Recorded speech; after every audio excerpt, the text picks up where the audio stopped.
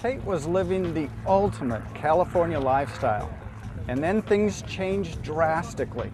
Imagine being trapped in your own body, aware of your surroundings, and totally unable to communicate. We'll also hear from Joni Eareckson Tada, who will share her personal insights about living with a profound disability. Stay with us.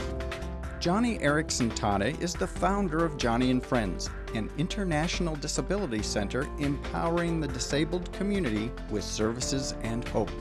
Joni has written over a dozen books about her life. She's also a nationally known artist and has been drawing with her mouth for over 3 decades. We begin with Joni's story.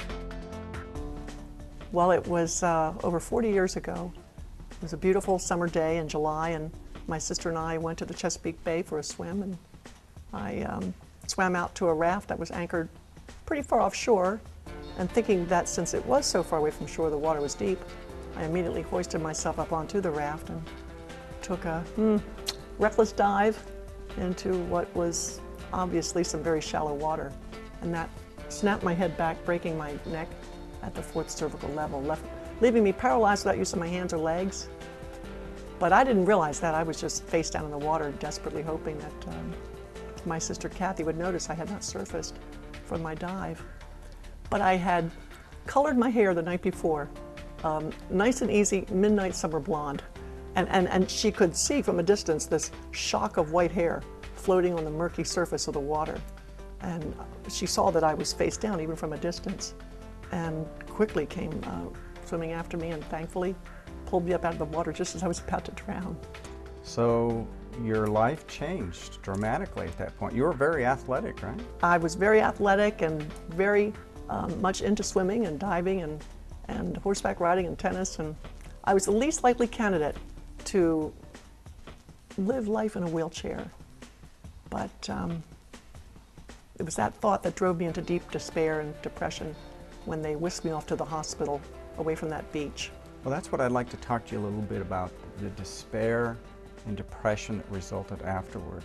I know a lot of people who face such a traumatic injury go through that, and that's to be expected, isn't it? Well, sure. Suddenly your hopes are shattered, your world is ripped apart, your dreams for the future are destroyed, and now you've got to live life face on, sitting up in a wheelchair, and make the best of it. Joni has focused her talents and goals on creating a life of inspiration and awareness for others like herself. Others like Kate Adamson. At 33, Kate Adamson was a wife and mother and in great physical shape. She unexpectedly suffered a stroke that left her trapped in her body for nearly 3 months. Kate was aware of her surroundings but couldn't talk or move. Doctors thought there was no chance she'd survive. She's written a powerful book recapping her struggles to communicate with the outside world. Today, Kate and her husband, Stephen, join me in talking about their amazing journey. Tell me a little bit about what you did experience while you were locked in like that. Well, first of all, being in that position and feeling so powerless, I was not able to let anyone know that, look, I'm in here. I understand what you're saying. I don't want to be this person.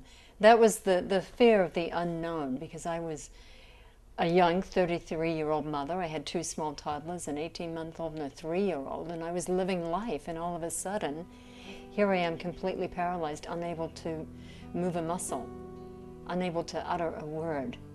But you heard everything going on around you? I did. And you could feel? And I could feel. So you had to endure some pretty horrific events, shall we say, during that time, right? Absolutely. And I wasn't able to do anything about it. One of those was when they put in your feeding tube into your stomach. Without enough anesthesia and just the pain of feeling that being done to me and praying, God, help me get through this. Let me be able to live through this. Were there any times where you were maybe a little unsure whether you were actually alive or not? What was...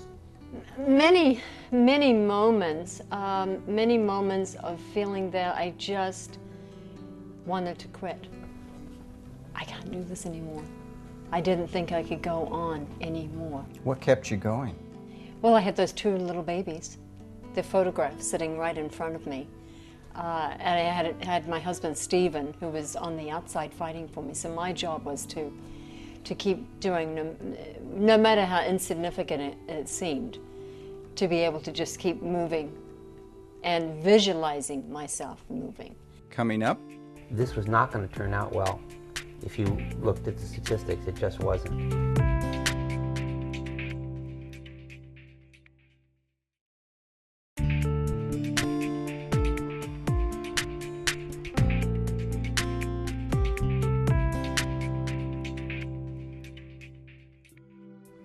now Stephen, during those first horrific days and weeks, what was it like for you as her husband to look at your wife and there's no movement? Doctors are telling you really not to expect any hope. What was going through your mind during that time? Well, initially, before the day was done, the first day they told me to call a mortuary and to purchase some burial plot because it was unlikely in their opinion that she would live through the night. So it seemed like I had a very short-term problem to deal with. But then they offered me a choice, which was to treat or not to treat Kate. And the choice I made was clearly foolish. It was astoundingly foolish. This was not going to turn out well. If you looked at the statistics, it just wasn't. Stephen, at what point did it kick in then for you that you were determined to fight for her life? Well, I was never going to allow this to have a speedy conclusion. I just was completely unwilling to. I was going to put the decision off as long as possible and allowed God the chance to be God. And my mind was made up for me when I went in the first night after the doctor said to purchase the burial plot. And I went in to say goodbye to Kate, and you walked into the room and she was dying. It was clear that death was everywhere in that room. And I just fell on my knees and I prayed, and the room lit up. And it was bright as anything that I could ever see, I've ever seen. And she wasn't dying anymore. That almost palatable feeling of death that was in there, it was gone. And I said, God, just please give me something each day, one little thing I can hold on to. In the first days when this happened, they treated her as though she was a piece of meat, because that was the only way they could deal with the situation. It was so horrific. This beautiful young mother who has no hope, and when you go into a room like that, the nurses don't want to be there. The staff wants to get out as soon as they can. They don't want to give any attention. That is the way that we deal with death in that setting. And I felt what I had to do is create the rumor that this was going to be a miracle so that people would want to be there and they would do what they could. And that is what started happening. You read the books, you know about it. I had the sign put up. And then I started insisting that everyone treat her like a person and treat her as though she heard everything. Once we got the fact established that she was a person, everything started to change because people wanted to be part of helping this person. Well, that's true, but and also for me, for the patient lying in the bed, it was a tremendous breakthrough because suddenly people know I'm in here. And I remember distinctly, Stephen, you saying, well, where's the medication? Where's the medication? And you said to Rhonda, let's ask Kate if she can somehow be able to communicate to us. And of course, Rachel was on amoxicillin, and where do you keep amoxicillin? And I'm lying there screaming in my head, it's in the refrigerator, ask me. And at that moment when you asked Rhonda if there was some way you guys could communicate with me, and I thought, okay, God, this is it. This is my big chance here to be able to somehow motion to Stephen. And you asked that simple question, if you can blink your eyes, go ahead and blink. And initially, Rhonda said, oh, it's an involuntary movement. And again, you asked the same thing, and I was able to do it. And that was it. That was when Stephen realized, and he ran out, and he made the sign and had it pasted above my bed. Tell us exactly what that sign read. This is something along the lines, this is a human being, and here she realizes everything that you say. She understands what you're saying. Please treat her like a person. And that was the gist of the sign.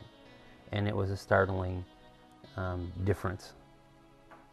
I don't think anyone meant to be mean to Kate. It's just not. It's not like that. They wouldn't go into medicine to be mean to somebody, but they have a distance that they learn over time, and it's not productive. Not to get emotionally connected with the patients, and I understand that. But it's the nurses that came in, like Dr. Kalagny, taking that time to look into my eyes and to get any kind of signal, because that's all I had were my eyes, and to be able to blink. Kate had a long road ahead before she could get home, but she never stopped fighting, and her family never gave up hope.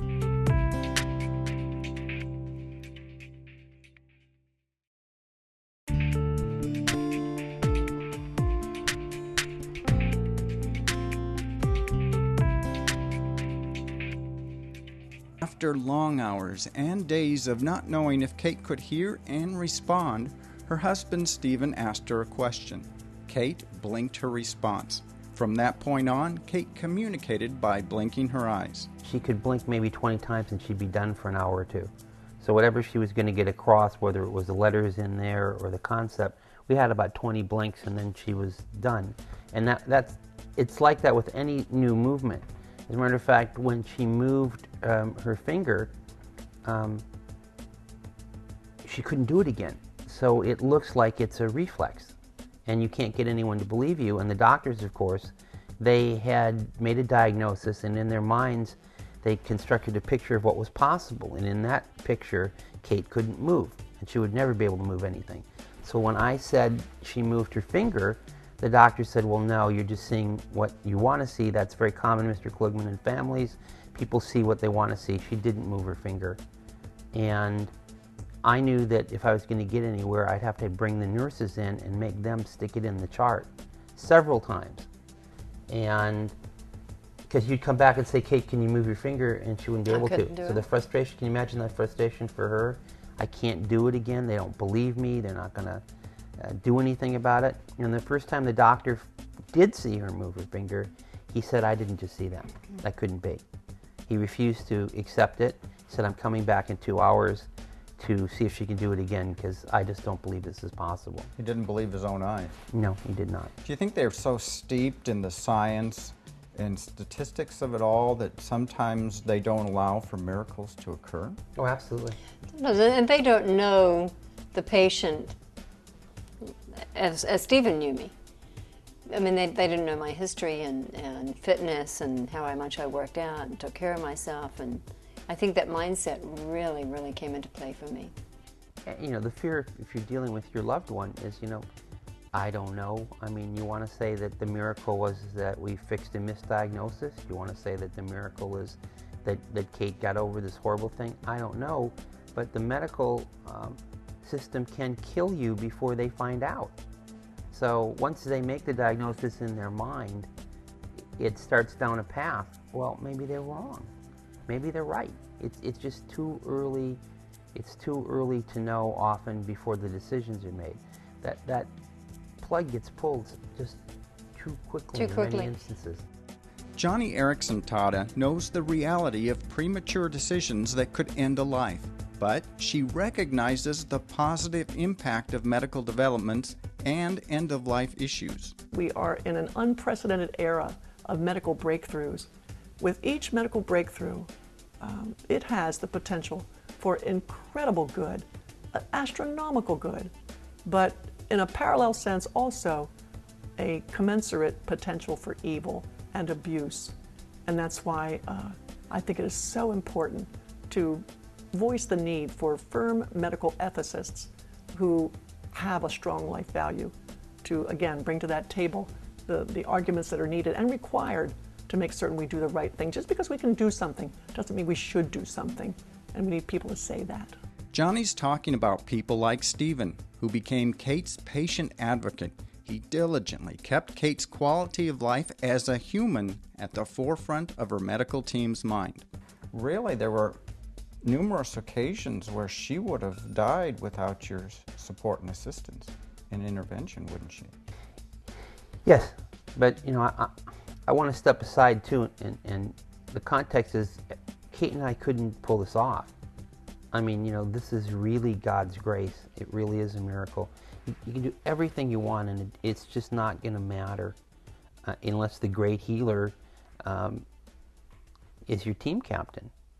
And one of the things that we did early in the rehab portion is that Kate and I sat down and we said, you know what, this isn't enough. It's not enough to have the goal be, I'm going to walk, I'm going to leave, I'm going to go home. That's not a big enough goal. To pull this off, we're going to have to do something more. And so we decided we were going to dedicate this to helping other people, to making a difference, so that the next person that was disabled would have an easier time, so we could be an encouragement. And from that point on, everybody that came onto the floor, they brought into Kate's room. And essentially the lesson was, look at this woman.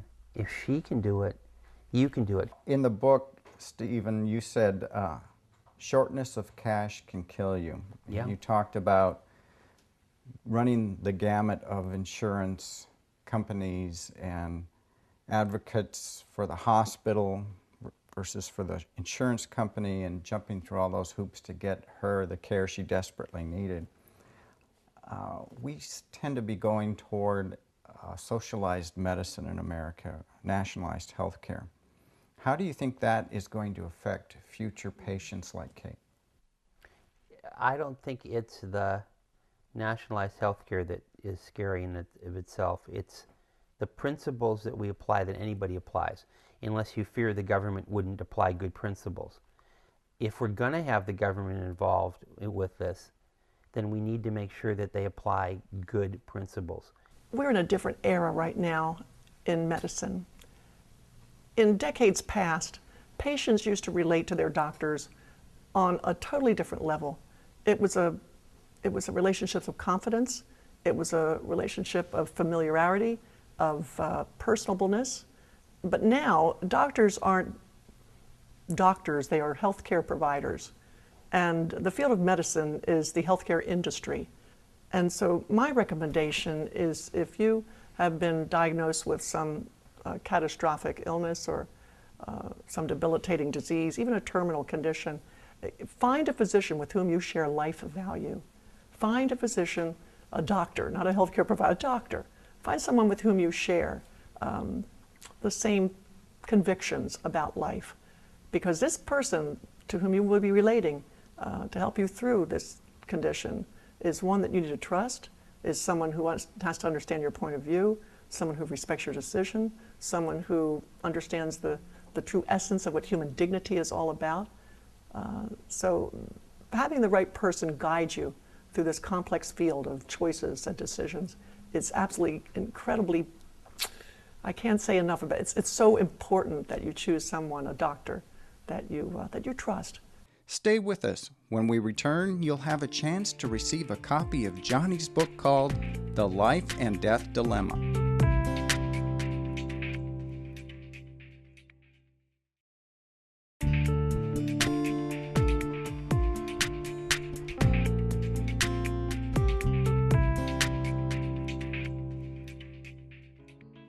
Kate, what's your advice to the medical profession regarding patients like you that suffer such a debilitating accident or illness like that? I think putting themselves in the shoes of the patient, how would they want to be treated if that was them lying there? That was the question I asked every doctor. What would you do if this was your wife? What would you do if this was your daughter? And that was a way of making it human and concrete for them. And you'd see a change. You have to understand they have many patients, you've got one wife. And you need to become part of the team. How do you think the average person can protect themselves should they become disabled or incapacitated in the future? Are there things they can do now to try to safeguard their lives from being snuffed out? I'm afraid we live in an era where the right to die mentality is so strong that it is those who do not want to be euthanized who should get official documents and advance directives, the people who do not want to be euthanized, because the growing trend is toward euthanizing those who put too much of a strain on the healthcare system. The price tag's always marked down when we do not believe that human dignity it has its essence in God. Kate, Stephen, and Johnny have shown us that life doesn't always go as planned. But in the process, God can equip us to do incredible things that we've never dreamed or imagined were possible. Hopefully, we're watching them and in the process learning life's true priorities. Thanks for joining me. My guests today have demonstrated we don't have all the answers when it comes to critical medical decisions. Register for your chance to receive a free copy of Joni Eareckson Tada's book, The Life and Death Dilemma: Families Facing Healthcare Choices. Joni offers practical encouragement and realistic perspectives to families facing questions about disability, death, or terminal illness. Register by visiting our website at facinglife.tv. While there, find out how you can get a copy of today's episode on DVD.